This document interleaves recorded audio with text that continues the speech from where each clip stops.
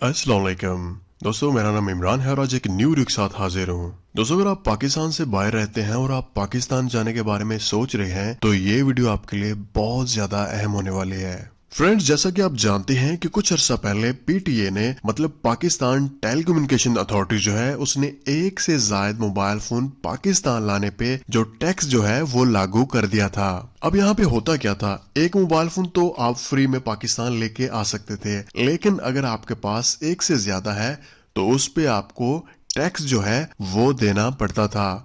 अब अगर आप पाकिस्तान सफर कर रहे हैं तो आपके पास एक जो पर्सनल मोबाइल फोन है आपको उसका भी टैक्स अदा करना पड़ेगा। अब यहाँ पे कुछ लोगों ने क्या किया, जो भी लोग पाकिस्तान से बाहर सफर कर रहे थे, चाहे वो सऊदी अरब में गए हैं या दुबई या कहीं भी, जब वो वापस आते थे तो उनका जो पासपोर्ट नंबर है या उनकी जो पर्सनल इंफॉर्मेशन है वो लेने के बाद अपना जो एक मोबाइल फोन जो कि रजिस्टर्ड नहीं है उसका IMEI नंबर जो है उसकी इंफॉर्मेशन पे वो रजिस्टर्ड कर लेते थे। अब फ्रेंड, यहाँ पे होता क्या था, जिस मोबाइल फोन पे तकरीबन 30-35 हजार जो रुपए हैं वो टैक्स से लगता था, तो वो यहाँ पे ब्लैक में आपको 1 या 2 हजार में रजिस्टर्ड करके दे देते थे। तो फ्रेंड्स, जब ये सारी चीजें मंजरे आम पे आ गई तो यहाँ पे हुकूमत जो है वो एक्शन में आ गई है और उन्होंने ये सारी जो पॉलिसी है इसको चेंज कर दिया है। अब अगर आप पाकिस्तान में सफर कर रहे हैं तो आपके पास एक जो पर्सनल मोबाइल फोन है आपको उसका भी टैक्स अदा करना पड़ेगा। जी हाँ दोस्तों, ये एक बहुत ही परेशान कुन बात है क्योंकि आपके पास जो एक जाती मोबाइल फोन है आपको उसका भी टैक्स जो है वो अदा करना पड़ेगा। अगर आप उसको रजिस्टर्ड नहीं करवाएंगे तो 60 दिन के बाद आपका मोबाइल फोन जो है वो पाकिस्तान में बंद हो जाएगा। अगर आप उसका टैक्स जो है वो अदा नहीं करेंगे तो 60 दिन तक आप एक सिम कार्ड जो है उस मोबाइल फोन पे चला सकते हैं। तो 60 दिन के बाद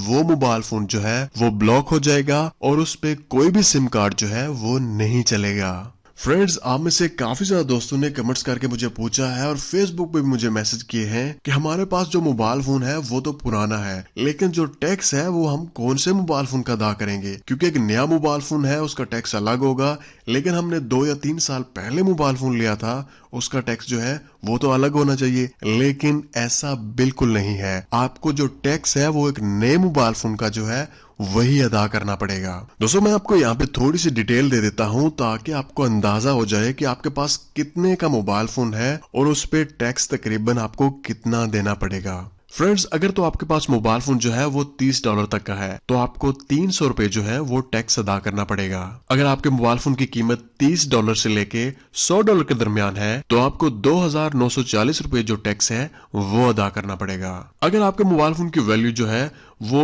$100 से लेके $200 के दरमियान है तो आपको जो 4,510 रुपए जो टैक्स है वो अदा करना पड़ेगा। और अगर आपके मोबाइल फोन की जो वैल्यू है वो $200 से लेके $350 के दरमियान है तो आपको 6,180 रुपए जो है वो टैक्स अदा करना पड़ेगा। और दोस्तों, अगर आपके मोबाइल फोन की जो वैल्यू है वो $350 से लेके $500 के दरमियान है तो आपको 17,650 रुपए जो है वो टैक्स अदा करना पड़ेगा। और अगर आपके मोबाइल फोन की जो कीमत है $500 से ज्यादा है तो फिर आपको 31,520 रुपए जो है वो टैक्स अदा करना पड़ेगा। फ्रेंड्स, यहाँ पे एक अहम बात है जो कि आपने ध्यान रखनी है कि जो चीजें मैं आपको पहले बता रहा था या जो मोबाइल टैक्स मैंने आपको पहले बताया है वो बैगेज के बारे में था। यहाँ पे 2 कैटेगरीज हैं। तो जो बैगेज में है वो जो आप मोबाइल फोन अपने साथ लेके आए हैं, लेकिन यहाँ पे जो दूसरी कैटेगरी है वो है कमर्शियल। अगर आपने मोबाइल फोन जो है वो किसी वेबसाइट से खरीदा है या कहीं बाहर से मंगवा रहे हैं तो उस पे जो मोबाइल टैक्स है वो थोड़ा ज्यादा आपको देना पड़ेगा। अगर मोबाइल फोन जो है वो $100 से लेके $200 के दरमियान है तो यहाँ पे आपको 5,440 रुपए जो है वो अदा करने पड़ेंगे। अगर मोबाइल फोन $200 से लेके $350 के दरमियान है तो आपको यहाँ पे 7,150 रुपए जो है वो अदा करने पड़ेंगे। अगर मोबाइल फोन 350 से लेके $500 के दरमियान है तो आपको 20,650 रुपए जो मोबाइल टैक्स है वो अदा करना पड़ेगा। दोस्तों, अगर आपके मोबाइल फोन की कीमत $500 से ज्यादा की है तो यहाँ पे आपको 36,720 रुपए जो है मोबाइल टैक्स अदा करना पड़ेगा। फ्रेंड्स, इस वीडियो में जितनी भी डिटेल मैं आपको बता रहा हूँ तो उसके जो सोर्सेज लिंक हैं वो आपको वीडियो की डिस्क्रिप्शन में मिल जाएंगे, क्योंकि नॉर्मली हर बंदे के जहन में यही आता है, क्योंकि जहां से भी